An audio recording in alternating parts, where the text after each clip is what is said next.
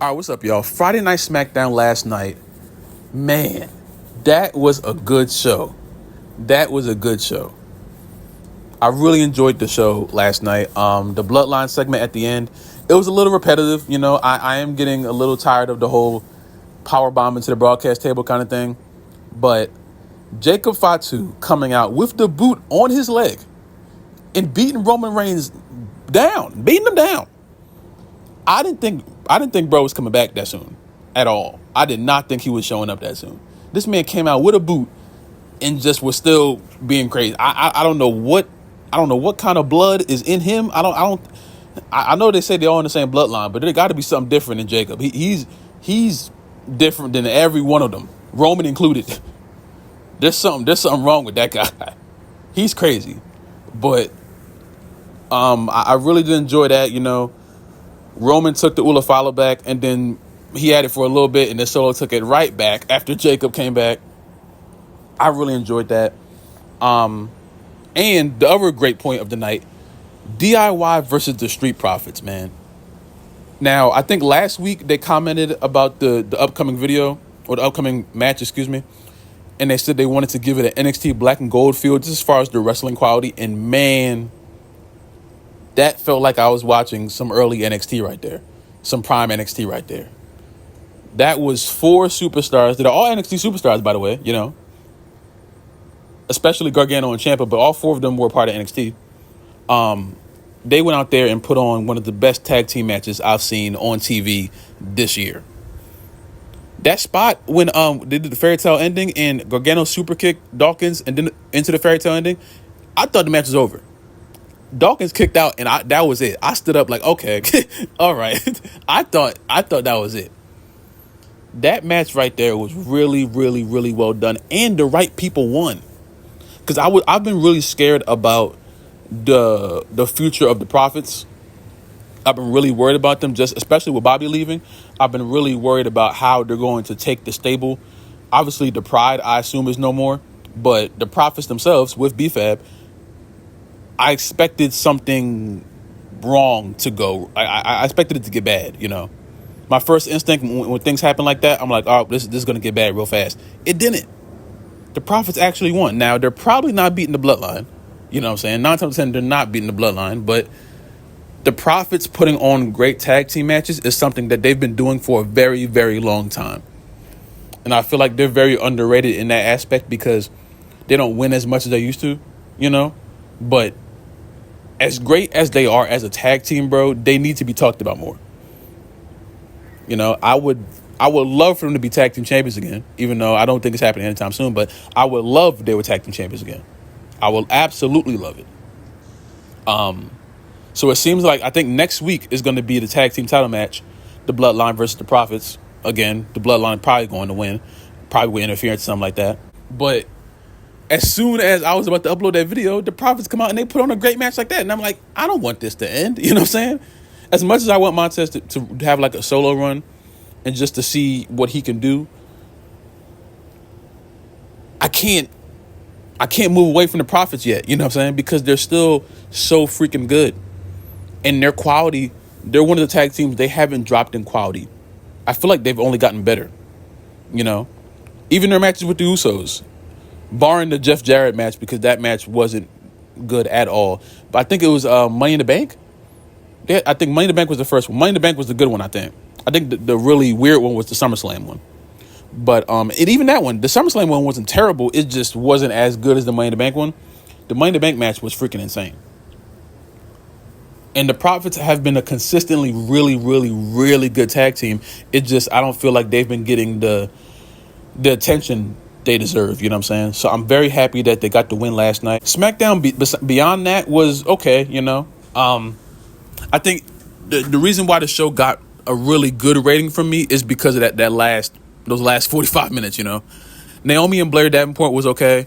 I still feel as if, and I assume this is going to happen next week, I need the WWE to harbor in more on the big 3, you know what I'm saying? Naomi, Jade, and Bianca.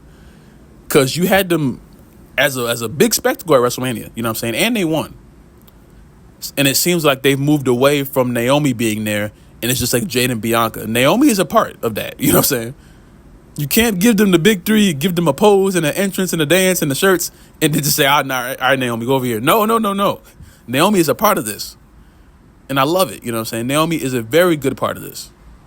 And I want them to keep going into this. I think they're going against the Unholy Union and Blair next week in a 6-woman tag match, so that should be cool. That should be something to watch. So I'm very interested to see how that goes. What else happened? Oh, yeah, freaking LA Knight and Santos Escobar are going to have their match next week for the U.S. Championship. I like the whole, like, legato, like, the dinner things when they're talking to each other. Like, we have to go out there, but, like, they're not going to win. Santos is not going to be LA Knight. I just find it humorous when they have, like, the whole dinner meetings, and they're like, this is our last moment. We have to win. And we all know they're not beating LA Knight. Santos is not beating LA Knight. But I love saying Escobar C. I do love that. I need a shirt. The one segment that was weird for me, though, was the beginning segment. The Nia Jax celebration. Tiffany Stratton was out there when the show started, and Pretty Deadly. I despise Pretty Deadly. I do not like them. I don't care. Listen. I'm not listening to anybody tell me that Pretty Deadly is good. I'm not doing it. I'm not the biggest fan of Nia either, but I would sit there and watch Nia before I watch Pretty Deadly, you know what I'm saying? But Tiffany had a whole celebration. Well, it looked like a celebration for Tiffany, you know what I'm saying? A whole bunch of pink, you know, and Nia commented on that. Pretty Deadly sung a song, which I wish I never saw. You know, they sung their whole gimmick now is Pretty Deadly the musical. And I promise you, whatever time is allotted on a Smackdown for the Pretty Deadly musical, I promise I'll be muting that TV. I'll change the channel. I'm not watching a second of that because they actually irritate me. Like I don't know why they irritate me so bad, but I don't like them.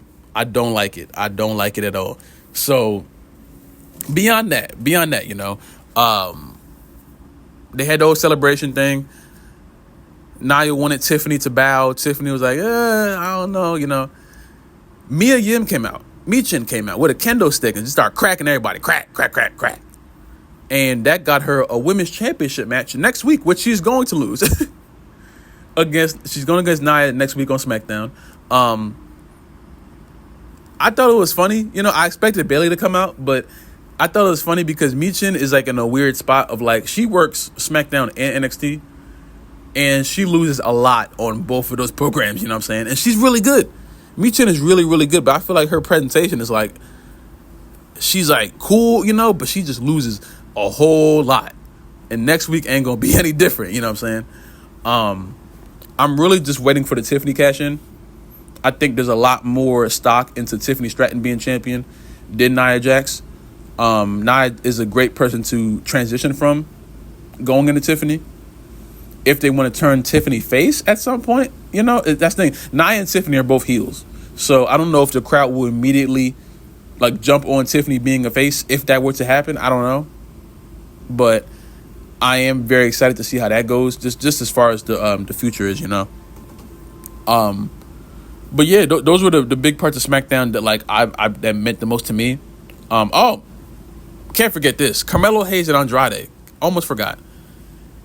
I knew this match was going to happen. You know, I was very scared about this. Andrade at the time was up 2-0. Melo has been losing a lot to Andrade. And I was hoping that with this match, Melo got his win back. And yes, he did. And Melo was talking crazy. Carmelo, he beat Andrade once, and that man acted like he just won the championship. He was talking crazy. They ended up fighting after. They had the security come out. I love this rivalry. Carmelo Hayes and Andrade are single-handedly putting on for like that first hour of SmackDown. You know what I'm saying? When Melo and Andrade come out there, I'm ready. That's real wrestling about to happen right there. Andrade is great. Melo is great. They're both getting amazing reactions out of the crowd. You know, because we all know the United States crowds, they're not usually the best. But last night for Florida, I don't know if Florida was just hot last night or whatever, but they were ready to go. They were ready to cheer when Melo and Andrade were out there doing their thing. And I love that, you know what I'm saying? I love seeing two wrestlers out there and the crowd responding to them in the right way. You know what I'm saying? But, Yeah, man. Great SmackDown last night. Was it the Roman Reigns effect? I don't know. I don't think we're going to see Roman again until like apparently like mid-September, which sucks, but hopefully these shows can keep up the quality. Cody Rhodes still, I'm still not really into this whole Kevin Owens and I just don't like it. I don't like that Kevin Owens got the match after he said that he didn't want the match and how he said that he didn't deserve the match. You know what I'm saying? I'm not really a big fan of that itself, but it's gonna be a cool match, I guess. I really want to see what they do with Cody's challengers after Kevin Owens, because there's no one on SmackDown. I made a video about it the other day. There's no one on SmackDown, and there's no heels for him to bounce off of at all. He's beat all of them. Shinsuke's on SmackDown, beat Shinsuke. Logan's on SmackDown, beat Logan. The Bloodline, that's it. He just has the Bloodline. And I feel like a lot of this Cody run is going to be him just helping the Bloodline, helping Roman Reigns, which for TV-wise, it's cool, The Cody Rhodes and Roman Reigns connection, I'm not going to be hated at that. Cody and Roman being on a tag team, that's a super team to me. And it's going to lead to another Cody and Roman match at some point, which, again, Cody should have beat Roman again. I honestly think Roman's at the point where he doesn't need to be champion ever again, but that's for another day. But yeah, I'm very excited to see what they do with Cody Rhodes, because I want them to do something and not just have him be the face champion who gives title shots because he has friends. You know what I'm saying? I don't really like that. But all in all, great SmackDown last night. Hopefully they can keep it up. Let me know what your favorite part of SmackDown was last night.